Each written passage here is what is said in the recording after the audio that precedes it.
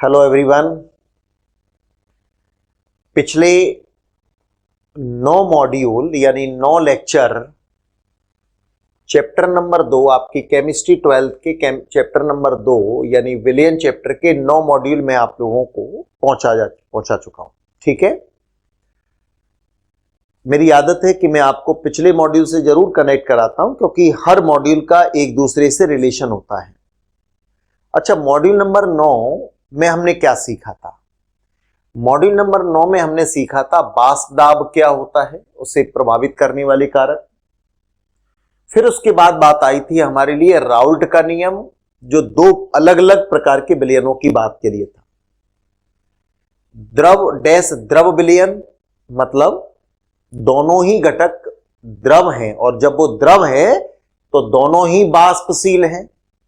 मतलब दोनों घटकों को जब मिला दिया जाए तो दोनों ही घटकों की वाष्प बनेगी। जब दोनों घटकों की वाष्प बनेगी तो विलयन के उस द्रव विलयन के ऊपर जो वाष्प बनेगी उसमें दोनों का योगदान होगा।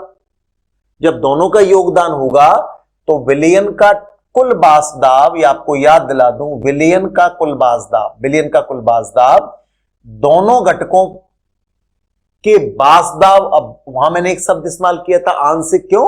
क्योंकि दोनों का योगदान है। ठीक है ना, किसी एक के योगदान को आंशिक कहते हैं और आंशिक में आंशिक जोड़ दें तो कुल दाब हो जाएगा। ठीक है ना, कुल वाष्प दाब हो जाएगा।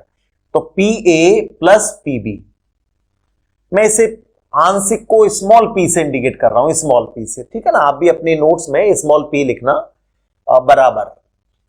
तो A का आंशिक वाष्प दाब, B का आंशिक वाष्प दाब योग कर दिया जाए तो विलयन का कुल वाष्प दाब होगा। ये हमने पढ़ा था। ठीक है, अब आपको ये मालूम है कि पिछली मॉड्यूल की बात हो रही है हमारी कि PA पर क्या आधारित था। तो मैंने आपको बताया था, याद करिए कि सर किसी भी घटक का आंशिक वाष्प दाब तब ज्यादा होगा जब उस विलयन में उस घटक की मात्रा ज्यादा होगी। बात समझ में आ रही है? विलयन के अंदर 2 घटक है, दोनों ही द्रव हैं, दोनों की वाष्प बन रही है, दोनों का ही वाष्प बन रही है। मतलब जो वाष्प द्रव की सतह पर दाब डालेगी, अर्थात दोनों की ही वाष्प द्रव की सतह पर दाब डालेगी, जिसको वाष्प दाब कहते हैं। ठीक है, तो वाष्प जिस घटक की ज्यादा बनेगी वो ज्यादा दबाव डालेगा। यहां तक बात समझ में आ गई? अब ज्यादा किसकी बनेगी? जिसकी मात्रा ज्यादा होगी। तो आपको याद दिला दूं, जिस घटक की मात्रा ज्यादा होगी, मात्रा मतलब जिसका भार, ठीक है, उसके मोलों की संख्या ज्यादा होगी, और मोलों की संख्या ज्यादा होगी तो हम लोग मोल अंश भी ज्यादा कहेंगे। ठीक है, तो आगे हम लोग मात्रा के बजाय मोल अंश में कहने लगते हैं। तो जिसका मोल अंश ज्यादा है मतलब मात्रा ज्यादा है। Is that clear? तो जिसकी मात्रा ज्यादा होगी मतलब जिसका मोल अंश ज्यादा होगा, उसका आंशिक वाष्प दाब यानी विलयन के कुल वाष्प दाब में उसकी साझेदारी, उसका हिस्सा ज्यादा होगा। ठीक है, तो आपको याद दिला दूं कि A का आंशिक वाष्प दाब यानी विलयन के कुल वाष्प दाब में A का आंशिक वाष्प दाब तब ज्यादा होगा जब A का मोल अंश यानी A की मात्रा ज्यादा होगी। तो ये हमारे लिए राउल्ट का नियम तैयार हो गया था। कैसे विलयनों के लिए? द्रव डैश द्रव अर्थात दोनों ही घटक वाष्पशील प्रकृति के हों। तो वहां मैंने एक परिभाषा बताई थी इस प्रकार के विलयनों के लिए। क्या परिभाषा बताई थी मैंने आपको? जब दोनों ही घटक वाष्पशील प्रकृति के हों तो ऐसे विलयनों के लिए दिया गया राउल्ट का नियम क्या हो गया? विलयन में वाष्पशील घटकों युक्त विलयन में किसी भी घटक यानी A और B, तो ये A लिखा है, तो किसी भी घटक का आंशिक वाष्प दाब उस घटक के मोल अंश के समानुपाती होता है। याद आ रहा है? ऐसे ही अगर मैं B की रेस्पेक्ट में कहूंगा तो मैं कहूंगा PB समानुपाती XB, कहूंगा कि नहीं? ठीक है, और समानुपाती का जब चिन्ह यहां से हटाया था तो आपको याद आ रहा होगा PA समानुपाती XA में अगर समानुपाती का चिन्ह हटाएंगे तो हम एक स्थिरांक लेकर आते थे और उसको अपन ने कहा था उस घटक की शुद्ध अवस्था का वाष्प दाब, क्योंकि किसी भी घटक की शुद्ध अवस्था का वाष्प दाब एक निश्चित ताप पर निश्चित यानी स्थिर रहता है। ठीक है, और उसको इंडिकेट किया था हमने कैपिटल P बनाकर ऊपर 0 P0A इंटू XA। तो P0A क्या चीज है? शुद्ध घटक A का वाष्प दाब, या आंशिक नहीं कहेंगे, आंशिक केवल यहां कहेंगे अपन। ठीक है ना, स्मॉल p के लिए ये लिखा था। तो ये राउल्ट का नियम इस प्रकार के विलयन के लिए बन गया था। उम्मीद है पिछले मॉड्यूल नंबर 9 में आपने बहुत अच्छी तरीके से, जिन्होंने उसे नहीं देखा बार बार उसे पॉज करके वीडियो को चलाई, वीडियो को कई बार चलाए करो, यही तो इस बात का फायदा है। जब आपको 24 घंटे तक वीडियो मिल रही है तो आप उसे बार बार चलाकर देखिए जब तक आपको वो सही ढंग से समझ में नहीं आ जाता, ठीक है ना। चलिए, क्योंकि आपको मैं बार बार बता रहा हूं कि हर वीडियो, अगला वीडियो बेटा पिछले वीडियो पर ही आधारित होता है। साइंस की यही है, पुरानी भले ही वो अवधारणाएं फैल हो चुकी, लेकिन उन अवधारणाओं से आज की अवधारणा तैयार हुई है, आज का सिद्धांत तैयार हुआ है, ठीक है। चलिए, तो ये बात समझ में आई। फिर हमने दूसरा प्रकार का विलयन देखा था जिसमें विलय क्या था हमारा, विलय ठोस था, ठीक है, यानी विलय आवासशील है, और विलाय कैसा है हमारा, द्रव। तो द्रव पदार्थ का ही तो वाष्पन होगा, ठोस का तो होगा नहीं। इसका मतलब ये निकला विलायक जो द्रव है जो वाष्पशील है, और विलय जो ठोस है वो आवासशील है। ऐसे विलयनों के संदर्भ में हमने क्या सीखा था मतलब पिछला मॉड्यूल है, फिर भी मैं आपको बता रहा हूं। केवल इसमें घटक ए यानी जो द्रव है शुद्ध है, जब केवल एक ही घटक है तो शुद्ध है।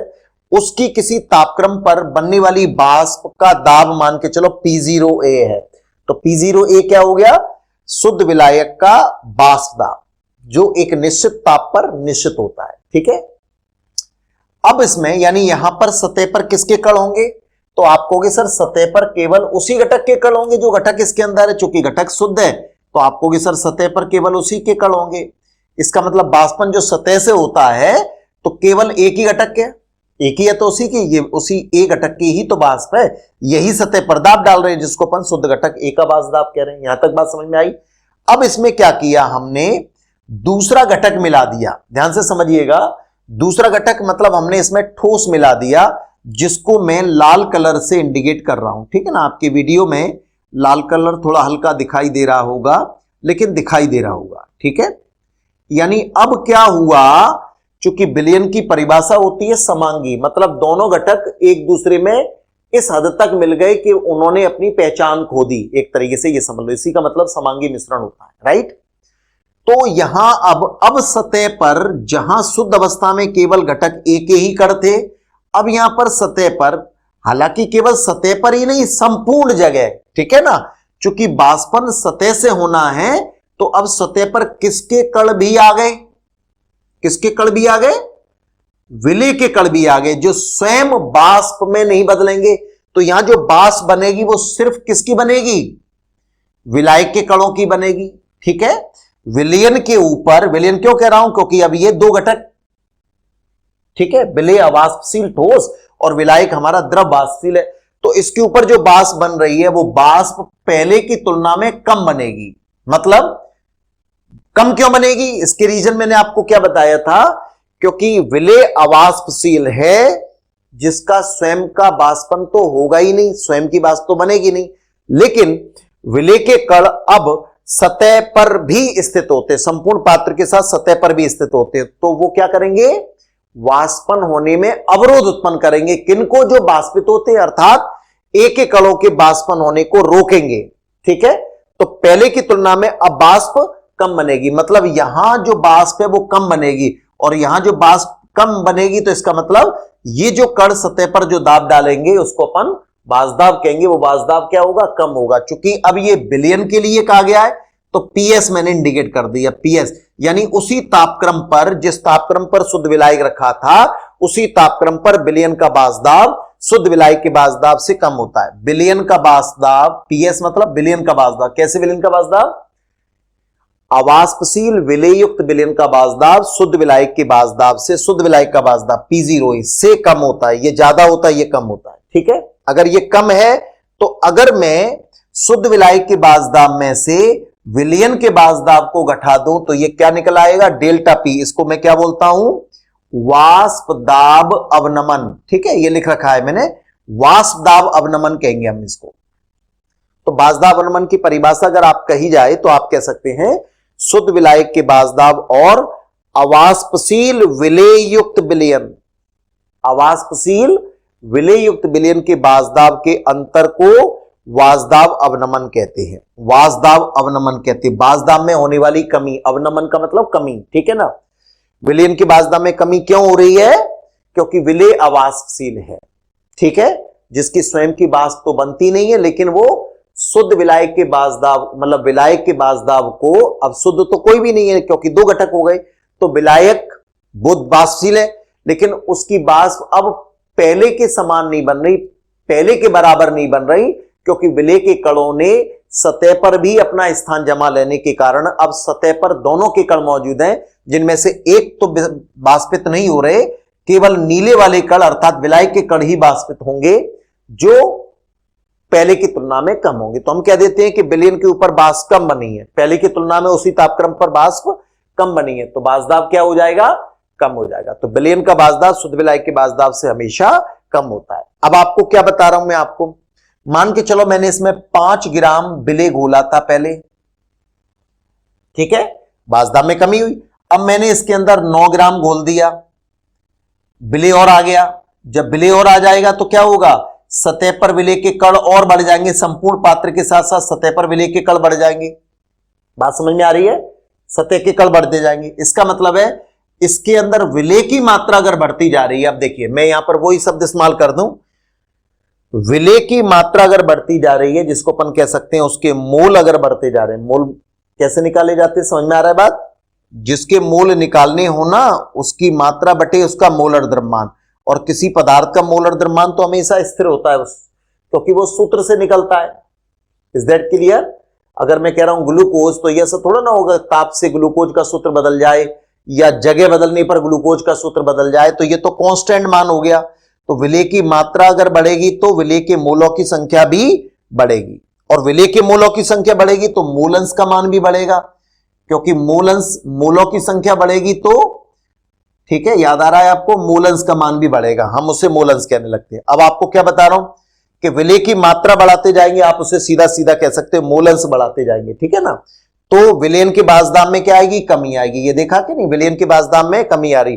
5 ग्राम का कोई विलयन था, विलायक की मात्रा उतनी है, उसी में तो आपने विलेय बढ़ाते जा रहे हैं, तो 5 ग्राम तब आपने कितना कर दिया, 9 ग्राम, तो विलेय की मात्रा बढ़ती जा रही है, तो अब बाष्पदाब और कम होता जाएगा, बाष्पदाब में कमी होती जाएगी। यहां तक बात समझ में आ गई? इसका मतलब किसी अगर 2 विलयन मुझे दिए जाए, 2 विलयनों में मात्रा अगर मुझे दी जा रही है, तो मैं किसके बाष्पदाब को कम बोलूंगा, जिसमें विलेय की मात्रा ज्यादा घुली होगी उसका बाष्पदाब कम होगा। यहां तक बात समझ में आई? अब देखिए P0A तो हमारे लिए कांस्टेंट मान हो गया, ठीक है, शुद्ध विलायक का बाष्पदाब। PS में क्या कहते जा रहे हैं, PS के मान में कमी होती जा रही है, ठीक है ना। यानी अगर मैं ये कहूं कि जब ये 5 ग्राम था तब PS का मान था, मान के चलिए 5, या मैं कुछ एक नाम दे दूं 1.5 ATM वायुमंडलीय, ठीक है ना, एक मोटे मोटे तौर पर सुनिएगा। उस विलयन का बाष्पदाब 1.5 ATM था, ठीक है, कब, जब 5 ग्राम गुला था। ध्यान से समझिएगा। इसके बाद जब मैंने 9 ग्राम कर दिया गया, तो 9 ग्राम करना मतलब विलेय की मात्रा को बढ़ाना, तो विलयन का बाष्पदाब क्या हो जाएगा बेटा, PS ये सर कम हो जाएगा, मान के चलो अब हो गया 1.2 ATM, कम हो गया, ठीक है। इसका मतलब ये निकला, ये मान तो कांस्टेंट है, यानी अगर इसमें विलायक के तौर पर अगर जल है तो जल का बाष्पदाब कांस्टेंट होगा, जितना भी मान होगा। अगर मैं उसको, ठीक है, अगर मैं उसको ये मान लूं कि उसकी वैल्यू बेटा 5 ATM है, 5 ATM है, तो पहली वाली स्थिति जब 5 ग्राम गुलाता, तो 5 में आप 1.5 को घटाएंगे, बात समझ में आ रही है।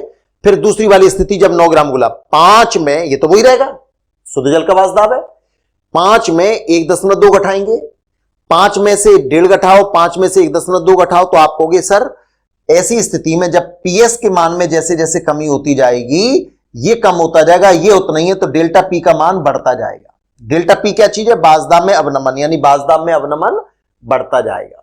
बात आ रही दिमाग में, बाष्पदाब अवनमन बढ़ता जाएगा। यानी यही बात ध्यान रखने वाली बात हो गई कि राउल्ट के नियम में यह बात बताई गई कि अगर इसमें विलायक ज्यादा था, ध्यान से सुनिए, विलायक ज्यादा था, यानी घटक A जो द्रव है वो अगर ज्यादा होगा, वो अगर ज्यादा है, विलेय कम है, वो अगर ज्यादा है, विलेय कम है,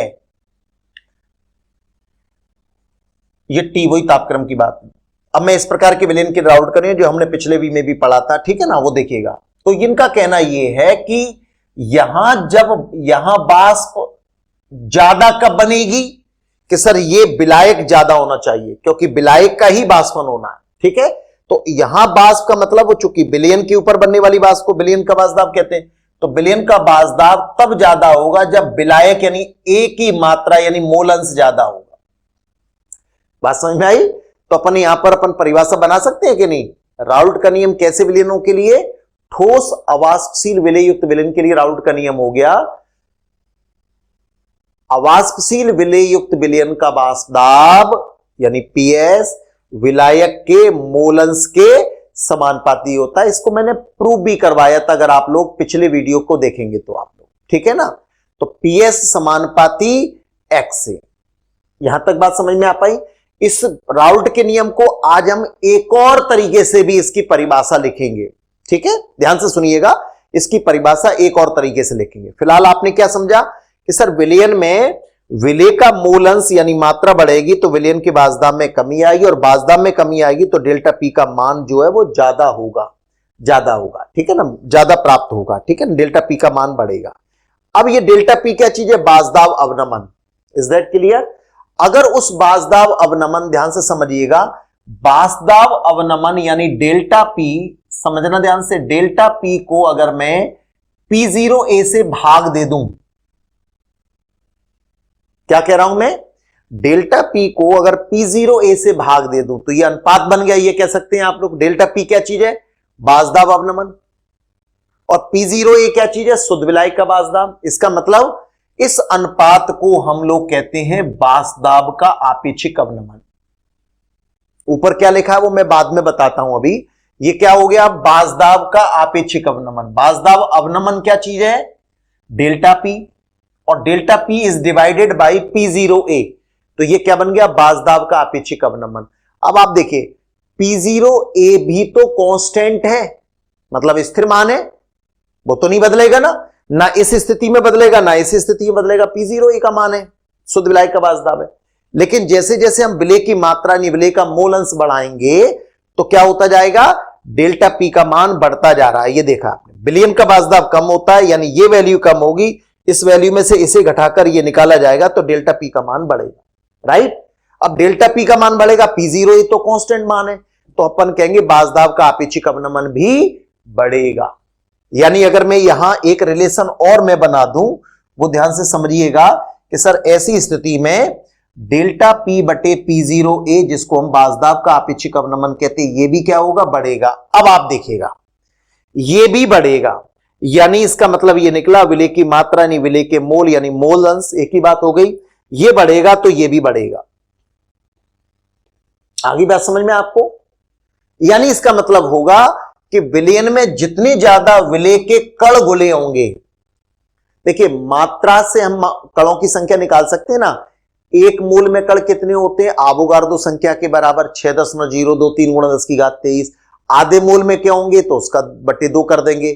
5 मूल में कितने होंगे? तो 5 का गुणा कर देंगे। यानी मात्रा अगर बढ़ेगी तो विलयन में विलय के कणों की संख्या बढ़ेगी, विलय के कणों की संख्या बढ़ेगी, विलय के, ध्यान से समझिएगा, कणों की संख्या बढ़ेगी, विलय के कणों की संख्या, ठीक है।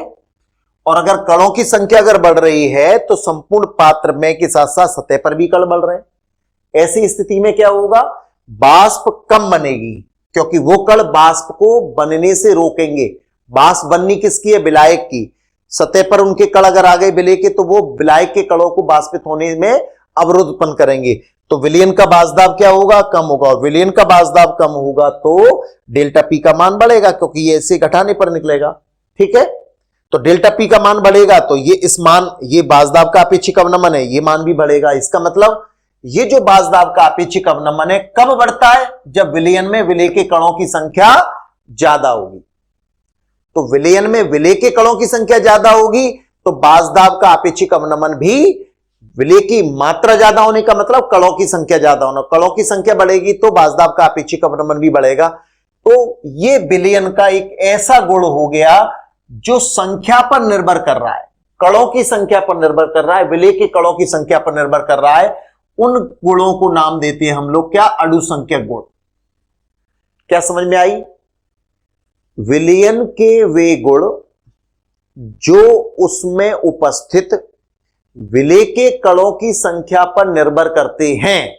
कणों की संख्या ज्यादा होगी तो वो गुण के मान भी ज्यादा होंगे, कणों की संख्या कम होगी तो उनके मान भी कम होंगे। तो विलयन के वे गुण जो विलयन में उपस्थित विलेय के कणों की संख्या पर निर्भर करते हैं, उसकी प्रकृति पर नहीं, कणों की संख्या पर निर्भर करते हैं, उसकी प्रकृति या रासायनिक संगठन पर नहीं। प्रकृति का मतलब उसका रंग कैसा है, गंध कैसा है, इस पर निर्भर नहीं करते, संख्या पर निर्भर करते। काले, पीले, नीले, खट्टे, मीठे, ठीक है ना, बदबूदार, खुशबूदार, इससे कोई मतलब नहीं है, संख्या पर निर्भर करते हैं। प्रकृति या या संगठन पर निर्भर नहीं करते, संगठन पर निर्भर नहीं करते।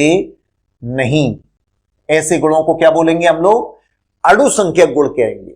ठीक है, अभी आप एक अणुसंख्यक गुण का सिर्फ आपने परिभाषा सुनी, उसका नाम क्या है, बाजदाब का अपेक्षिक अवनमन। क्या होता है बाजदाब का अपेक्षिक अवनमन?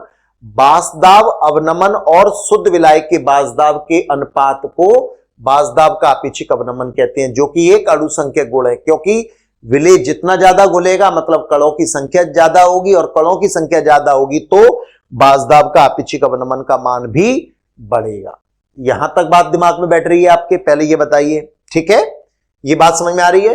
चूंकि अणुसंख्यक गुण तनु विलयनों के लिए अणुसंख्यक गुणों के मान चार अणुसंख्यक गुण होते हैं तनु विलयनों के लिए। तनु विलयन किसे कहते हैं? जिस विलयन में विलेय की मात्रा बहुत कम घुली, बहुत कम, 1 किलो पानी उसमें आपने 2 ग्राम, 1 ग्राम, 1.5 ग्राम, 5 ग्राम ये मिलाया, तो विलायक की तुलना में विलेय की मात्रा इतनी कम है तो हम कहने लगते हैं ऐसे विलयनों को तनु विलयन कहते हैं। तो तनु विलयनों के 4 अणुसंख्यक गुण होते हैं। कौन कौन से? बाजदाब का अपेक्षिक अवनमन, ठीक है, दूसरे का नाम है क्वथनांक उन्नयन। तो बाजदाब के अपेक्षिक अवनमन को हम प्रदर्शित किससे करेंगे? डेल्टा पी बटे P0A से, ठीक है। क्वथनांक उन्नयन को हम लोग प्रदर्शित करेंगे डेल्टा TB से, पढ़ेंगे अपन, ठीक है, मैं सिर्फ संकेत लिख रहा हूं। हिमांक अवनमन को प्रदर्शित करेंगे आप डेल्टा TF से। इनमें ये संकेतों का क्या अर्थ है ये भी मैं आपको बताऊंगा। और परासरण दाब को प्रदर्शित करेंगे पाई से। तो अणुसंख्यक गुण क्या होते हैं एक बार बताइए मुझे? विलयनों के वे गुण जो उसमें उपस्थित विलेय के कणों की संख्या पर निर्भर करते हैं। अणुसंख्यक, अणुसंख्यक, अणु मतलब विलेय के कण, राइट, विलेय के कणों की संख्या पर निर्भर करते हैं, उसकी प्रकृति या संगठन पर नहीं, अणुसंख्यक गुण कहलाते हैं, राइट। इसका मतलब किसी विलयन में अगर कणों की संख्या ज्यादा होगी तो बाजदाब का अपेक्षिक अवनमन भी ज्यादा होगा, क्वथनांक उन्नयन भी ज्यादा होगा, हिमांक अवनमन भी ज्यादा होगा, परासरण दाब मान भी ज्यादा होगा, ठीक है।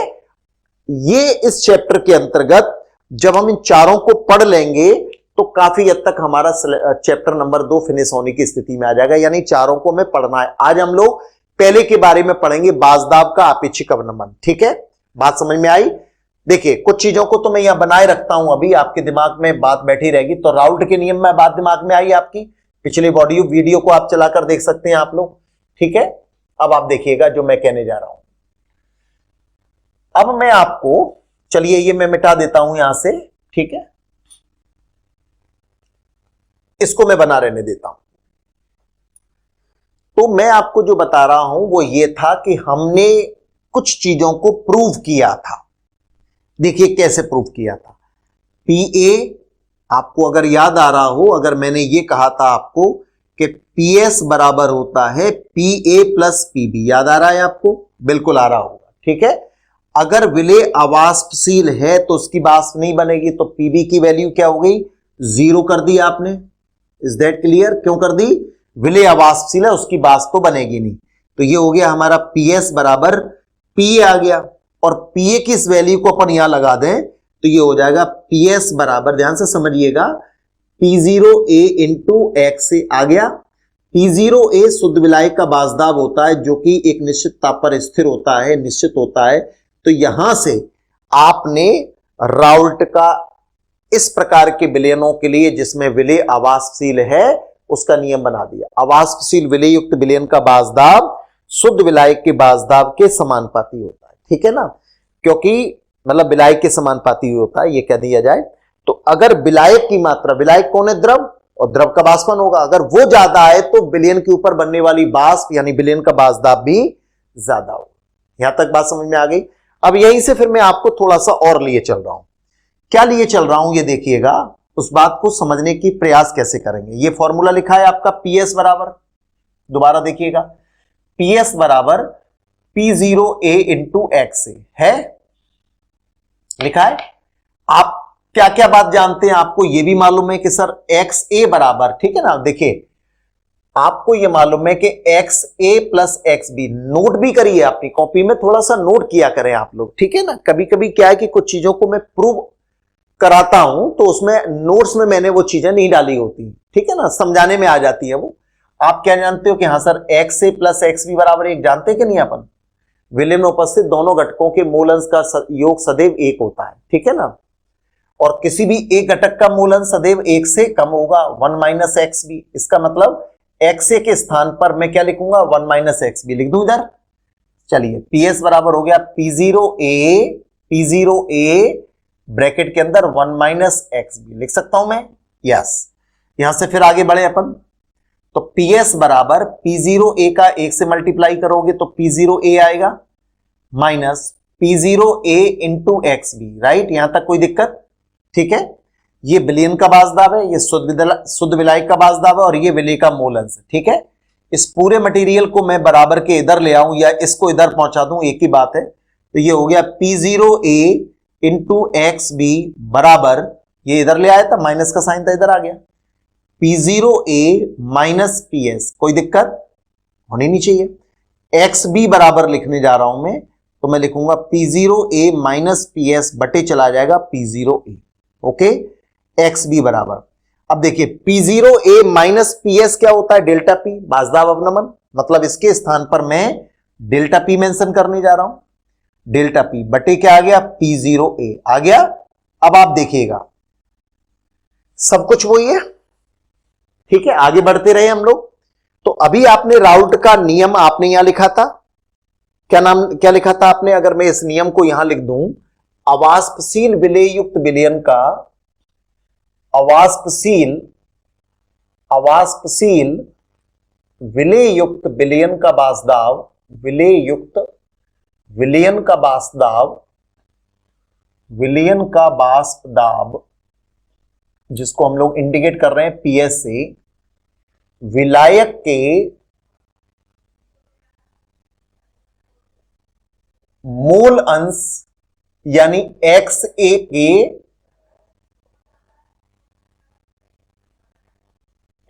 के समानुपाती होता है। यानी अगर विलायक की मात्रा, विलायक का मूल अंश अगर ज्यादा होगा तो ऐसे विलयन का बाष्पदाब भी ज्यादा होगा। यह बात हमने यहां प्रूव जो कर ली थी उसको हम लोग नियम के तौर पर लिख सकते हैं, PS समानुपाती X। अब मैं आपको जो बताने जा रहा हूं वो क्या है कि हम राउल्ट के उसी नियम को एक और कथन से प्रदर्शित करेंगे जो हमने प्रूव कर लिया।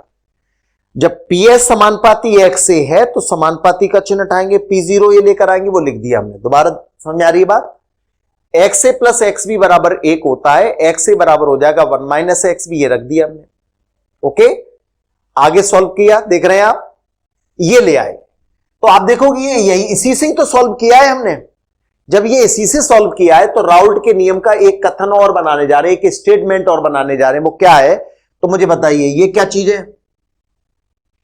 डेल्टा P बटे P0 ये क्या चीज है? डेल्टा P बटे P0 है बाष्पदाब का आपेक्षिक अवनमन। ये डेल्टा P है बाष्पदाब अवनमन, लेकिन डेल्टा P बटे P0 ये हो जाएगा बाष्पदाब का आपेक्षिक अवनमन। तो मैं क्या लिख सकता हूं?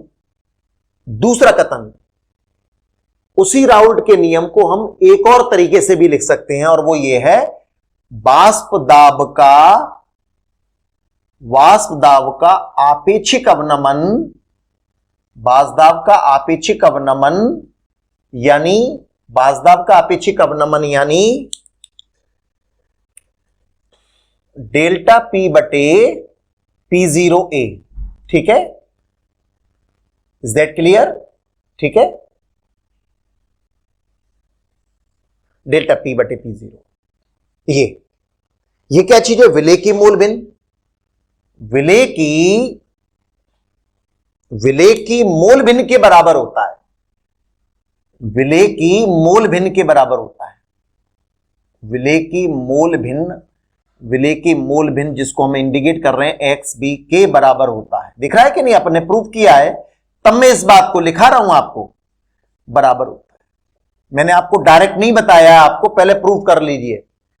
तो आप उसी राउल्ट के इस कथन से होते हुए आप इस कथन को ला सकते हैं, बाजदाब का आपेक्षिक अवनमन विलेय की मोल भिन्न के बराबर होता है, ये ले आए। तो ये राउल्ट का उसी नियम को आप एक और तरीके से लिख सकते हैं। बात समझ में आ गई? तो हम अब आपको क्या क्या चीजें बताने जा रहे हैं आज के इस मॉड्यूल में। एक तो बाजदाब के आपेक्षिक, पहली बात तो अणुसंख्यक गुण क्या होते हैं, विलयन के वे गुण जो विलयन में उपस्थित विलेय के कणों की संख्या पर ध्यान रखें, संख्या पर निर्भर करते हैं। तो जितना ज्यादा मात्रा डाली जाएगी कण की संख्या तो अपने आप ही उतनी ज्यादा होगी, ठीक है। तो कणों की संख्या पर निर्भर करते हैं, अणुसंख्यक गुण कहलाते हैं। उसके रंग वगैरह पर नहीं, तो अपन शब्द की जगह कह देते, प्रकृति पर निर्भर नहीं करते, संगठन पर निर्भर नहीं करते, केवल संख्या पर निर्भर करते हैं। ये चार होते हैं, कौन कौन से?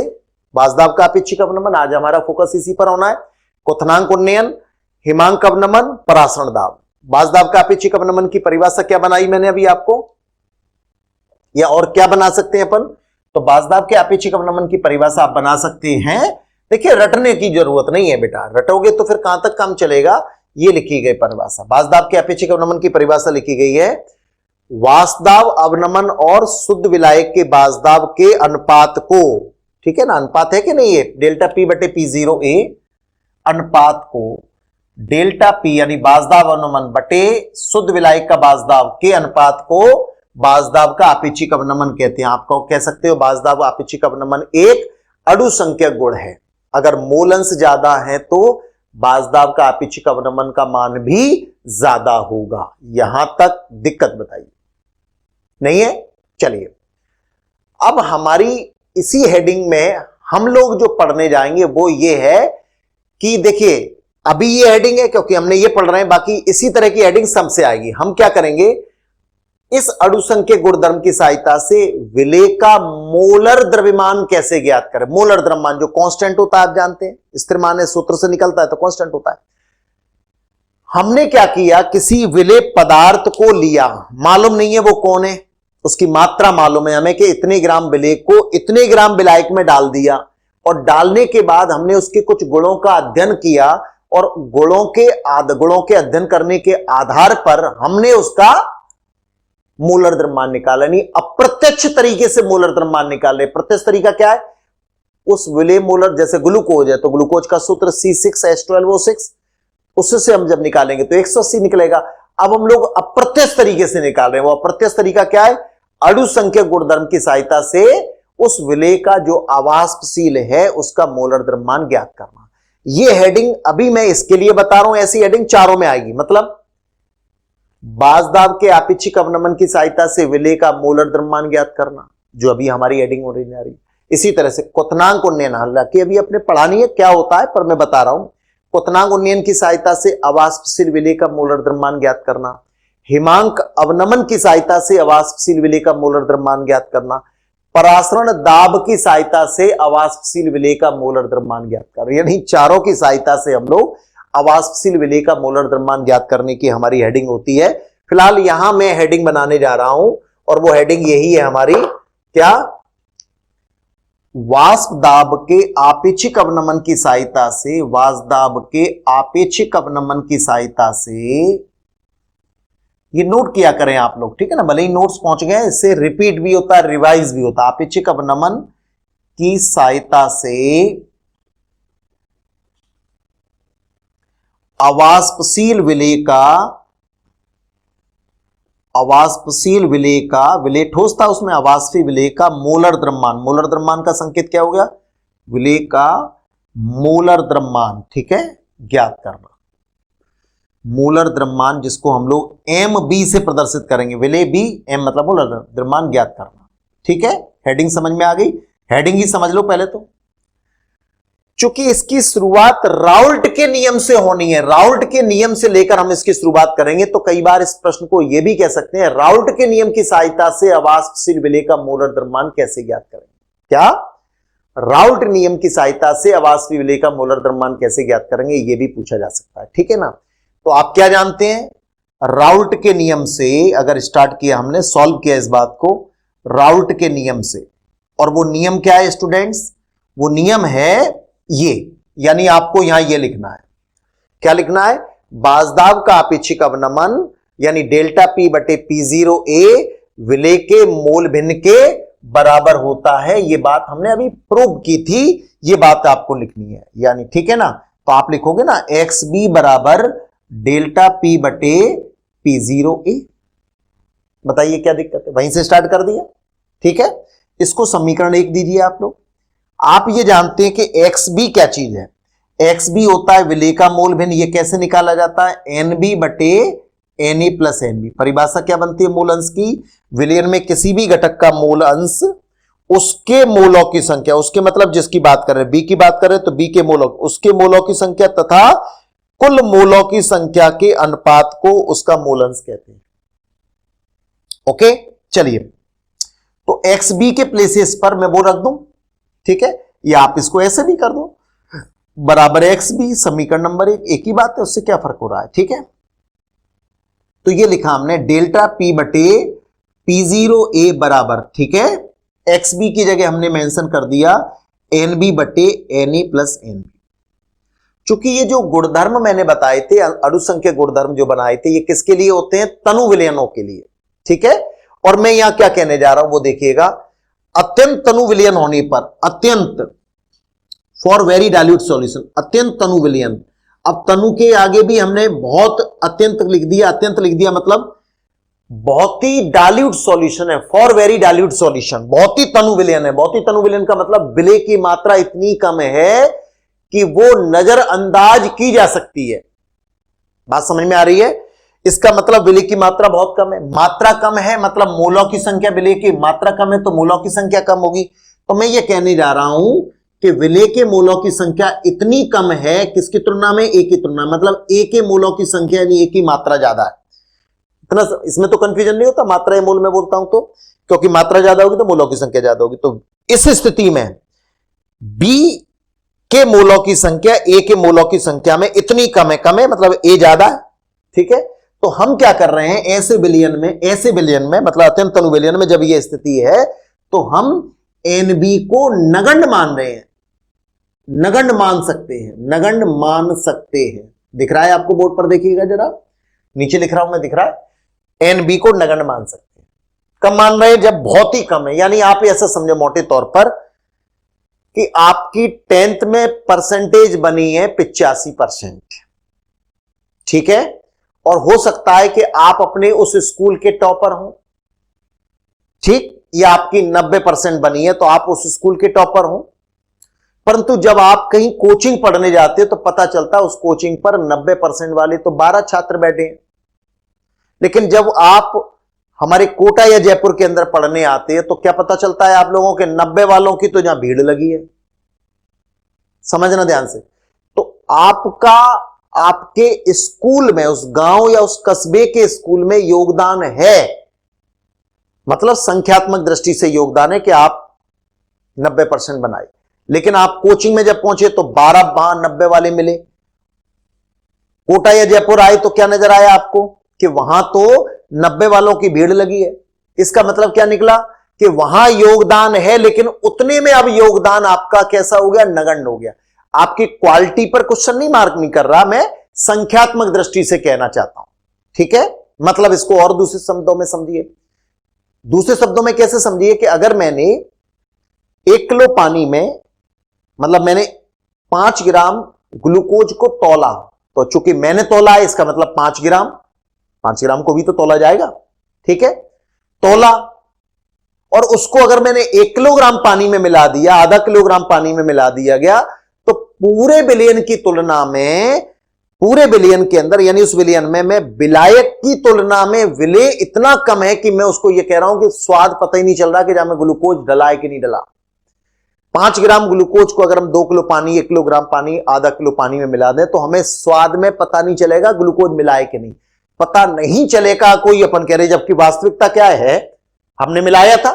दूसरा कह रहा है कि जहां में स्वाद ही पता नहीं चल रहा।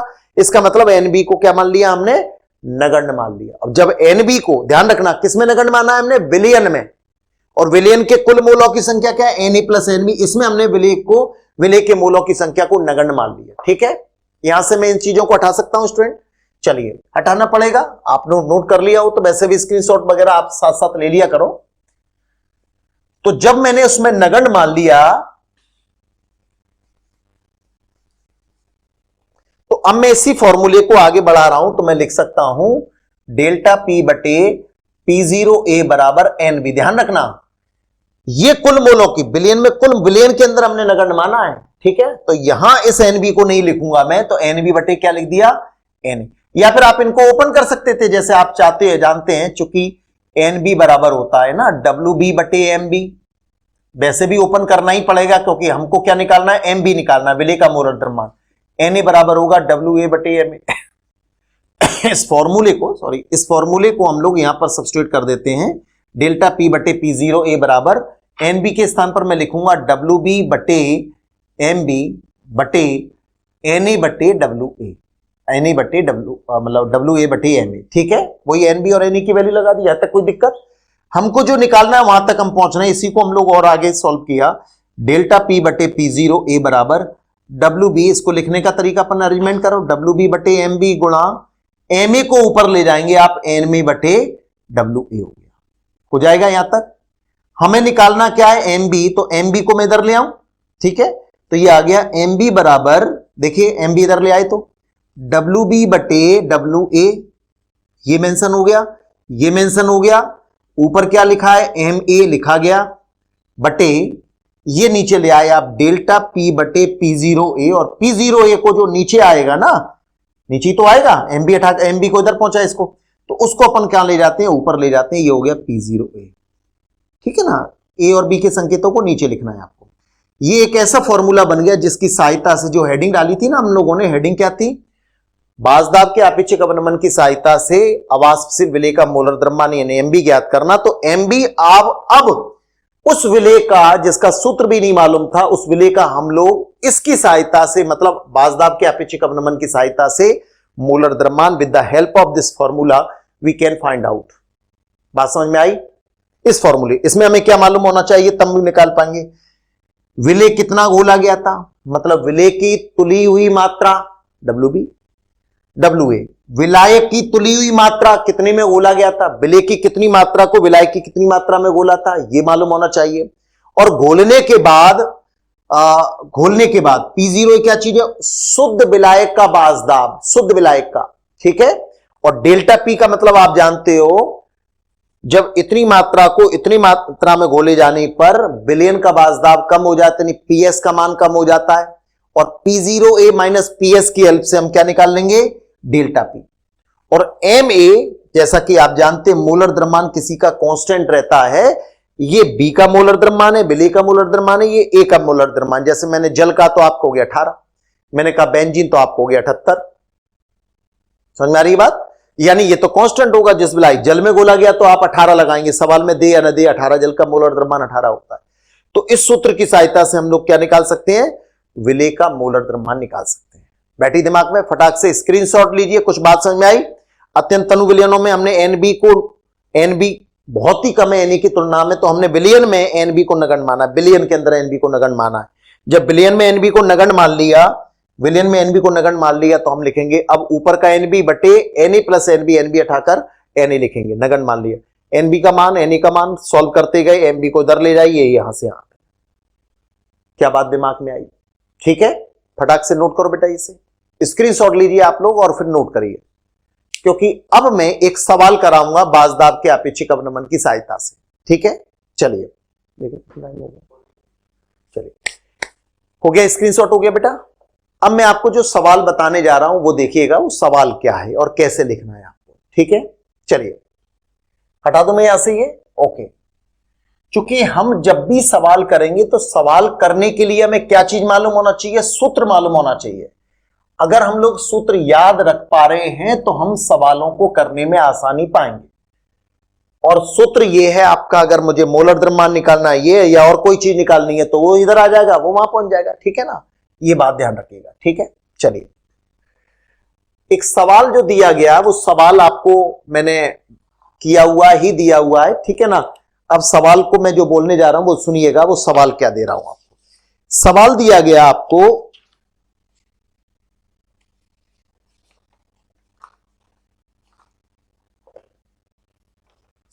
चलिए, किसी ताप पर शुद्ध बेंजीन का, ठीक है ना, किसी तापक्रम पर शुद्ध बेंजीन का शुद्ध बेंजीन का वाष्प दाब 0.850 बार, ठीक है ना। दाब का मात्रक होता है ना बार, एक वायुमंडलीय दाब में 1.013 बार होते हैं, ठीक है। बार बैरोमीटर से आया है, ठीक है ना। दाब को अपन बैरोमीटर से भी मापते हैं, तो उस उपकरण के आधार पर ही आया है। ये है जब हमने 0.5 ग्राम अवाष्पशील जिसकी वाष्प नहीं बनती, अवाष्पशील विद्युत अनअपगट्य यानी जो आयनों में नहीं टूटता, अनअपगट्य, उसकी भी उस विलेय पदार्थ के बारे में लिखा है, को 39 ग्राम बेंजीन में। अब देखिए बेंजीन यहां पर बेटा विलायक है, बेंजीन कौन है, विलायक, और बेंजीन का सूत्र होता है C6H6 ब्रैकेट में। हालांकि उसने उसका मोलर द्रव्यमान दिया है, मोलर द्रव्यमान अगर नहीं भी देता तो हमें मालूम होना चाहिए था बेंजीन के सूत्र से C6H6 कितना आता है, 78 ग्राम प्रति मोल, ठीक है ना, मात्रक ग्राम प्रति मोल में घोला गया। तब में घोला गया यानी वो विलेय कौन है मालूम नहीं है हमें, उसकी मात्रा दे रहा है, और उसकी इतनी मात्रा को इतनी मात्रा में विलायक की इतनी मात्रा में घोला गया, ठीक है। तो प्राप्त विलयन का वाष्पदाब घोला गया, विलयन का वाष्पदाब, विलेय को विलायक में घोलने के बाद विलयन का वाष्पदाब। अब देखिए शुद्ध विलायक, शुद्ध बेंजीन, विलायक बेंजीन है यहां पर, तो शुद्ध विलायक का वाष्पदाब इतना है, तो विलयन का वाष्पदाब शुद्ध विलायक से हमेशा क्या होना चाहिए, कम, और वो क्या पाया गया, 0.845 बार पाया गया, ठीक है। इतना बार है तो विलेय का मोलर द्रव्यमान ज्ञात करो। विलेय का मोलर द्रव्यमान जो एमबी अपन ने अभी निकलवाने के लिए सूत्र तैयार किया था, मोलर द्रव्यमान, ठीक है, जिसको अपन कहते हैं एमबी, ज्ञात करिए। बैठी कुछ दिमाग में। ये एक सवाल हमें दिया गया, यहां तक कोई दिक्कत हो तो बताइए। सवाल दिया गया, अब दिक्कत की तो कोई बात ही नहीं है। चलिए अब हम इसे सॉल्व करने जा रहे हैं। सॉल्व करने के लिए आपके पास ऑलमोस्ट ये फॉर्मूला है, जब आपके पास फॉर्मूला होगा तभी आप सॉल्व कर सकते हैं, ये तो आप जानते ही हैं, ठीक है।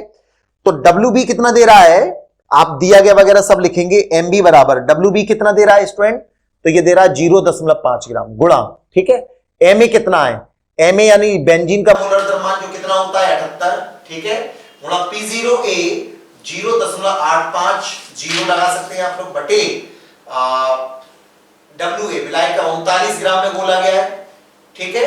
अब देखिए ये विलयन का वाष्पदाब है, हमारे पास फॉर्मूला है डेल्टा P बराबर P0A माइनस PS, ठीक है ना, हमको डेल्टा P मान लगाना होगा, तो 0.850 में से 0.845 को घटाइए, ये वैल्यू आ गई 0.005 बार आ जाएगी, ठीक है ना। घटा कर देखिए तो डेल्टा P की वैल्यू सिस्टमैटिक लिखना तो वो है ही क्या, ठीक है ना, मैं आपको फॉर्मूले में लगा रहा हूं, तो 0.005 आ जाएगा डेल्टा P की वैल्यू, ठीक है ना। आपको लिखना सिस्टमैटिक है, सूत्र बनाया, दिया गया वगैरह, ठीक। तो ये आपने डायरेक्ट वैल्यू लिख दी, मैंने आपको ये बताया, आप उसे सिस्टमैटिक लिखिए। आप क्या लिखेंगे, सूत्र बनाया, सूत्र के बाद आप लिखेंगे दिया गया में लिखेंगे WB बराबर कितना है 0.5 ग्राम, ये, ठीक है। MA, A का मतलब विलायक से होता है, विलायक कौन है, बेंजीन, क्योंकि इसे बेंजीन में घोला गया, बेंजीन के सूत्र से इसका मोलर द्रव्यमान, हालांकि ये सवाल में दिया गया है तो आप वो लिख देंगे, ठीक है ना। शुद्ध विलायक यानी बेंजीन है जिसका वाष्पदाब ये दे रहा है, ठीक है, बटे 39 क्या है, ये 39 विलायक का भार है, कितने ग्राम बेंजीन में घोला गया, 39 ग्राम में, समझ रहे हैं आप ये। और ये आपका डेल्टा P हो गया, डेल्टा P को भी आप मेंशन करेंगे, डेल्टा P बराबर ये होता है, इसमें से लेस करेंगे, आ जाएगा। अब आपको कुछ नहीं करना, अगर आप इन सबके मात्रक लगाएंगे तो बेटा विलेय का मोलर द्रव्यमान का जो मात्रक है वो आ जाएगा। कैसे आ जाएगा, देखिए इसके पीछे मात्रक आएगा ग्राम, 0.5 ग्राम, इसके मात्रक भी आएगा 0 ग्राम, तो ग्राम से ग्राम हो जाएगा।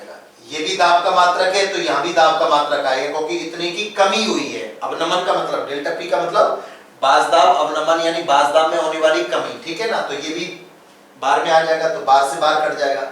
ये क्या बचेगा 78, 78 के पीछे मात्रा क्या ग्राम प्रति मोल, तो वही आएगा, ठीक है।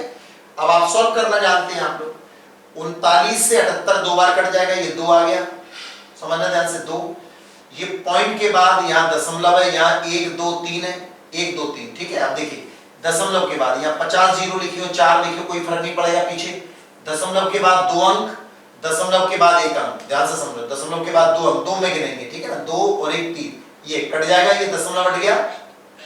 Is that clear? हटा दिया मैंने इस तरह से। अब आपको क्या दिख रहा है आपको कि सर फिर तो ये 5 बचेगा, तो 5 से 5 कट गया, 39 से 78 कट जाएगा 2 बार, और ये क्या था हमारा 8 5 था केवल, जीरो लिखो मत लिखो कोई फर्क, 85 दूनी कितना होता है 170, तो एमबी बराबर निकलेगा हमारा 170 ग्राम प्रति मोल। बैठी कुछ दिमाग में बात की नहीं? तो आप रफ कॉपी पर पहले तरीके देखिए, लिखा हुआ ऑलरेडी आपके पास मौजूद है, आपको करना क्या है उसमें वैल्यू लगानी है, 0.5 दशमलव के बाद 1 डिजिट, दशमलव के बाद यहाँ पर और भी जीरो लगी होती कोई फर्क नहीं है, 2 डिजिट माने जाएंगे, 2 और 1 3, तो ये दशमलव के बाद 1 2 3 इन्हें गिना जाता दशमलव ये वाले जीरो को, तो 3 दशमलव से दशमलव हट जाएंगे, 39 से 78 दो बार कट जाएगा, 5 से 5 कट जाएगा, 85 दूनी 170। तो इस तरह से हम लोग उस आवाज में जिसका नाम भी नहीं मालूम था उसका मोलर द्रव्यमान निकाल लिया 180। तो अप्रत्यक्ष तरीके से मोलर द्रव्यमान निकाला है अणु संख्या गुणधर्म की सहायता से, ठीक है। तो आज के इस मॉड्यूल नंबर 10 में जो बातें पढ़ी अणु संख्या गुणधर्म क्या होते हैं रिपीट करेंगे, बार बार रिवाइज करिए उसको। इसके बाद हमने कितने होते हैं वो 4, ठीक है, उनको डिटेल से स्लो मोशन में पढ़ने का प्रयास किया गया। उम्मीद है आपको समझ में आया होगा। तो वीडियो को आप कई बार देखा करें, पूरी वीडियो हो गई फिर दोबारा देखिएगा, आपके पास पर्याप्त समय है जब तक वो समझ में आ जाए। कुछ मटेरियल अगर पिछले वीडियो पर आधारित है तो उसे फिर दोबारा देखिएगा, ठीक है। ओके स्टूडेंट्स, मिलते हैं अपन अगले अणु संख्या गुणधर्म पर जिसका नाम है क्वथनांक। Okay okay, thank you.